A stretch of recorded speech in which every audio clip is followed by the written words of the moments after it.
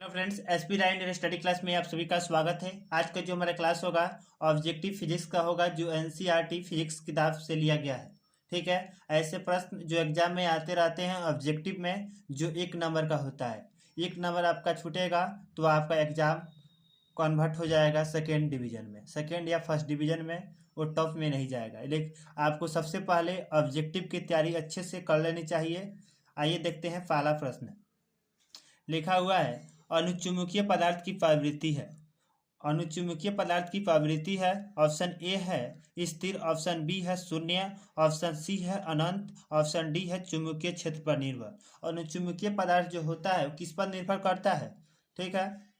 तो अनुचुंबकीय पदार्थ जो होता है चुंबकीय क्षेत्र पर निर्भर करता है। जो चुंबकीय क्षेत्र होता है उस पर निर्भर करता है। तो इसका राइट आंसर कौन सा हो जाएगा? पहला का चुंबकीय क्षेत्र पर निर्भर, ऑप्शन डी हमारा सही हो जाएगा। ठीक है। अब नेक्स्ट देखते हैं। नेक्स्ट है दूसरा। आवेश के पृष्ठ घनत्व का मात्रक होता है। आवेश के पृष्ठ घनत्व का मात्रक होता है। तो ऑप्शन ए है coulomb per metre square, option B है newton per metre, option C है coulomb per volt, option D है कूलम माइनस मीटर। 4 ऑप्शन दिया हुआ है, इसमें से राइट ऑप्शन हमारा कौन सा सही होगा? आवेश का पृष्ठ घनत्व का मात्रक क्या होता है? तो आवेश के पृष्ठ घनत्व का मात्रक कूलम पर मीटर स्क्वायर होता है। आपको फिजिक्स में लिखाया गया होगा भी कि आवेश के पृष्ठ घनत्व जो होता है वो कूलम पर मीटर स्क्वायर होता है। तो इसका राइट आंसर हमारा कौन सा हो जाएगा? ए। ठीक है। राइट ऑप्शन हमारा ए सही हो गया, कूलम पर मीटर स्क्वायर। इसे आप कूलम कूलम 1 मीटर स्क्वायर मत पढ़िए, कूलम पर मीटर स्क्वायर होता है। देखिए, एक और इम्पोर्टेंट प्रश्न है जो आपको एग्जाम में इसे प्रश्न आते हैं तो आप इसके भारी देखकर इसे छोड़ देते हैं, इसे नहीं बनाते हैं और 1 नंबर आपका छूट जाता है। लेकिन ऐसा नहीं करना चाहिए।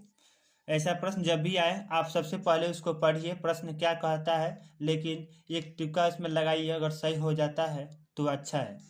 देखिए तीसरा है जितने समय में किसी रेडियो एक्टिविटी के पदार्थ की राशि अपने प्रारंभिक परिमाण से आधी हो जाती है उसे कहते हैं। जितने समय में किसी रेडियो एक्टिविटी पदार्थ की राशि अपने प्रारंभिक मतलब होता है शुरुआत, मैंने शुरुआत से उसकी प्रारंभिक जो होती है रिजल्ट जो होता है उसके आधी हो जाती है तो उसे क्या कहते हैं? उसे अर्ध आयु कहते हैं। उसका ऑप्शन बी हमारा क्या हो जाएगा? सही हो जाएगा, अर्ध आयु। ऑप्शन ए था औसत आयु, तो औसत आयु तो होगा नहीं, आवर्त आयु नहीं होगा और 6 नियतांक इसमें होगा ही नहीं। जो ऑप्शन है बी हमारा राइट ऑप्शन बी सही हो जाएगा, अर्ध आयु। ठीक है। आइए अब अगला प्रश्न देखते हैं। चौथा प्रश्न है निम्नलिखित में किसका अपवर्तनांक सबसे अधिक होता है? जो अपवर्तनांक वाले ऐसे प्रश्न है वो एग्जाम में हमेशा पूछता है। 1 नंबर या 2 नंबर का एग्जाम में हमेशा पूछेगा। सब्जेक्टिव में भी ऐसा प्रश्न को पूछता है कि इसमें सबसे ज़्यादा अपवर्तनांक होता है, ऐसा एग्जाम में पूछता है। तो ऑप्शन ए है कांच, ऑप्शन बी है पानी, ऑप्शन सी है लोहा, ऑप्शन डी है हीरा। चारों ऑप्शन है, ठीक है। चारों ऑप्शन में से पूछा है, इसमें से सबसे ज़्यादा सबसे अधिक किसमें अपवर्तनांक होता है? सबसे ज़्यादा इसमें अधिक अपवर्तनांक जो होता है वह हीरा में होता है। किसमें होता है? हीरा में होता है। जो ऑप्शन डी हमारा क्या होगा? सही हो जाएगा। निम्नलिखित में किसका अपवर्तनांक सबसे अधिक होता है? तो हीरा में होता है। पानी में, लोहा में, कांच में यह इससे हीरा से कम होता है। ठीक है। एग्जाम में ऐसा भी प्रश्न पूछ देगा निम्नलिखित में किसका अपवर्तनांक सबसे कम होता है, तो आपको लगाना पड़ेगा। उसमें 4 ऑप्शन होगा, उसमें से देखना पड़ेगा कौन सा अपवर्तनांक इसमें कम होता है, किसका ज़्यादा होता है। ठीक है। देखिए नेक्स्ट भी यही ऑब्जेक्टिव है। सूर्य से प्रकाश का स्पेक्ट्रम होता है। सूर्य से प्रकाश से स्पेक्ट्रम क्या होता है? पहला ऑप्शन है सतह, ऑप्शन बी है रैखिक स्पेक्ट्रम, ऑप्शन सी है काली रेखा का स्पेक्ट्रम, ऑप्शन डी है काली पट्टी का स्पेक्ट्रम। 4 ऑप्शन है, चारों ऑप्शन में से कौन सा ऑप्शन हमारा राइट होगा? तो ऑप्शन बी रैखिक स्पेक्ट्रम, जो सूर्य प्रकाश का स्पेक्ट्रम होता है। तो ऑप्शन बी क्या हो जाएगा? हमारा सही हो जाएगा। ठीक है। छठा है प्रकाश के रंग का कारण है। प्रकाश के रंग जो होता है किसके कारण रहता है? इसकी आवृत्ति या ऑप्शन बी है इसका वेग, ऑप्शन सी है इसकी काला, और इसका ऑप्शन डी है इसका आयाम। तो ऑप्शन ए हमारा सही हो जाएगा। प्रकाश का रंग जो होता है वह आवृत्ति पर टिका रहता है, तो इसकी आवृत्ति हमारा ऑप्शन ए सही हो जाएगा। ठीक है, देखिए सातवां प्रश्न है किसी बिंदुवत स्रोत से परिमित दूरी पर तरंगरत होता है। तो ऑप्शन ए हमारा क्या है, गोलाकार, ऑप्शन बी बेलनाकार, ऑप्शन सी समतल, ऑप्शन डी वृत्ताकार। तो किसी बिंदुत्व स्रोत से क्या होता है, अगर बिंदुवत लिखा हुआ है, अगर आपको एग्जाम में ऐसा प्रश्न नहीं आएगा तो सबसे पहले ऐसे देखिए इसी से मिला लीजिएगा। बिंदुवत तो क्या होगा, गोलाकार। जो किसी स्रोत से परिमित दूरी का तरंगदैर्घ्य होता है वह गोलाकार होता है। सातवां का ऑप्शन हमारा राइट ए सही हो जाएगा। ठीक, देखिए इस प्रश्न को सबसे ज़्यादा इम्पोर्टेंट मानिएगा, वीवीआई मानिएगा। यह ऐसा प्रश्न है जो एग्जाम में पूछ देता है। वह ताप बढ़ने से अर्धचालक का विशिष्ट प्रतिरोध, ठीक है, इसमें बढ़ता है कि घटता है, लेकिन ऐसा प्रश्न 1 नंबर का जरूर पूछता है। ऐसे प्रश्न को आप हल्के में मत लीजिएगा। ताप बढ़ने से अर्धचालक का विशिष्ट प्रतिरोध क्या है। 8वां जो प्रश्न है इसमें ऑप्शन ए है बढ़ता है, ऑप्शन बी है घटता है, तो ऑप्शन सी है अपरिवर्तित रह जाता है, माने एक ही जैसा रह जाता है। ठीक है, यह घटता है या बढ़ता है। अपरिवर्तित का मतलब होता है घटता है या बढ़ता है। ऑप्शन डी शून्य हो जाता है, जैसा रहता है कि वैसा ही हो जाता है। शून्य का मतलब जैसा है वैसा ही है। अपरिवर्तित कहेगा तो इसका मतलब होता है जैसे बढ़ता है कि घटता है, चेंज होता है। ठीक है, लेकिन चेंज जरूर होता है।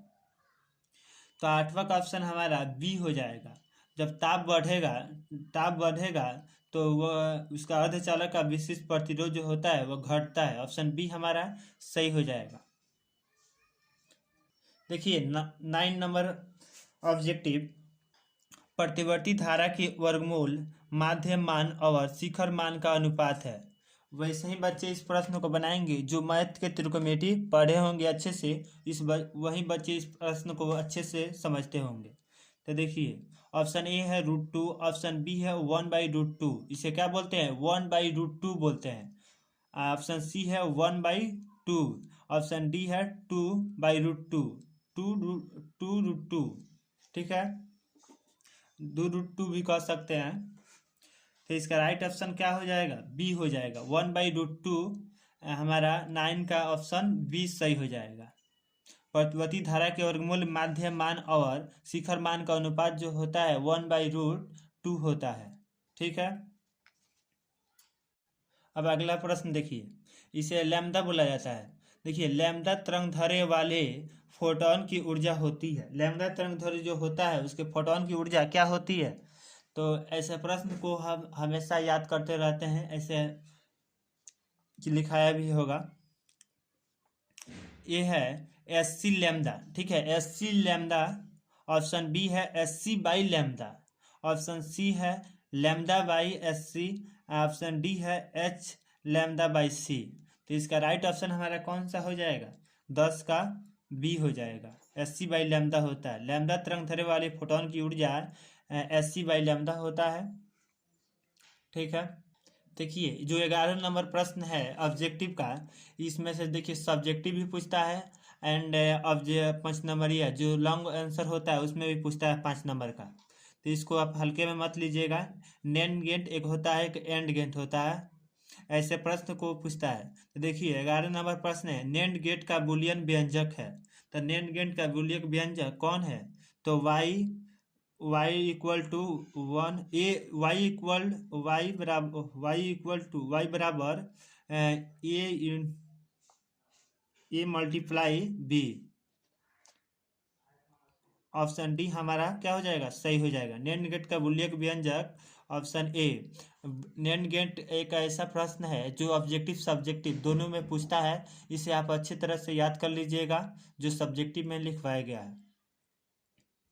12 नंबर प्रश्न देखिए, लिखा हुआ है पृथ्वी के चुंबकीय ध्रुव पर नमन कोण का मान होता है। तो नमन कोण का मान होता है, पृथ्वी के जो चुंबकीय ध्रुव होता है, पृथ्वी के जो चुंबकीय ध्रुव पर नमन कोण का मान कितना होता है। तो पृथ्वी के चुंबकीय ध्रुव पर नमन कोण अगर पूछा है तो उसका ऑप्शन सी हो जाएगा। 90 डिग्री का चुंबकीय, पृथ्वी के चुंबकीय ध्रुव पर नमन कोण उसका कितना होता है, 90 डिग्री होता है। ऑप्शन ए 0 डिग्री नहीं होगा, option B 45 degree, option D 180 degree, तीनों कोई नहीं होगा, ऑप्शन सी हमारा सही हो जाएगा। ठीक है, देखिए 13 नंबर प्रश्न है, एक तार में 1 एम्पियर, एक ए मत पढ़िएगा इसे, एक तार में 1 एम्पियर, एम्पियर बोला जाता है। ठीक है, एक तार में 1 एम्पियर धारा प्रभावित हो रही है यदि इलेक्ट्रॉन का आवेश 1.6 गुना 10 के पावर -19 कूलम्ब, सी का मतलब क्या होता है, कूलम्ब होता है, कूलम्ब हो तो प्रति सेकेंड तार में प्रभावित इलेक्ट्रॉन की संख्या क्या होता है। तो ऑप्शन ए हमारा क्या है, 0.625 गुना 10 के पावर 13, ये तो कभी नहीं हो सकता है।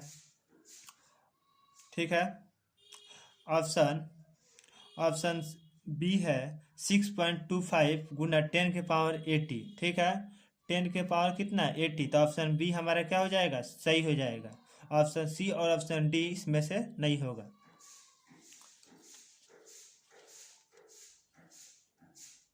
अब देखिए लास्ट और वीवीआई प्रश्न, इसे मत मानिए, आप जो भी मन करे वो भी मानिए, लेकिन यह इम्पोर्टेंट प्रश्न है जो एग्जाम में आ भी सकता है। ठीक है, लिखा है रिएक्टेंस का मात्रक होता है, जितने भी मात्रक लिखवाया गया फैराडे का, न्यूटन का, कितना जितना भी मात्रक लिखवाया गया हो, फैराडे का मात्रक मतलब जितना भी लिखवाया गया है उसे आप याद कर लीजिएगा, उसमें से 2 या 3 नंबर एग्जाम में ऑब्जेक्टिव में पूछ देता है। तो रिएक्टेंस का मात्रक क्या होता है, फैराडे होगा कि मो होगा, तो मो तो होगा नहीं, सी ओम होगा कि एम्पियर होगा।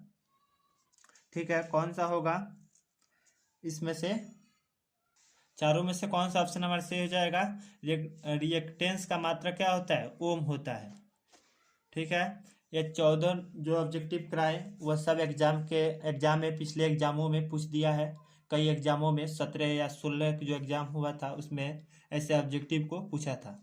ठीक है, इस ऑब्जेक्टिव को देखकर आपको यही फीलिंग होगा कि ऐसे ऑब्जेक्टिव जो होते हैं एग्जाम में ऐसे ही प्रश्न आते हैं, इसमें से भी 2 या 5 प्रश्न एग्जाम में आ सकते हैं, इसे आप हल्के में मत लीजिए।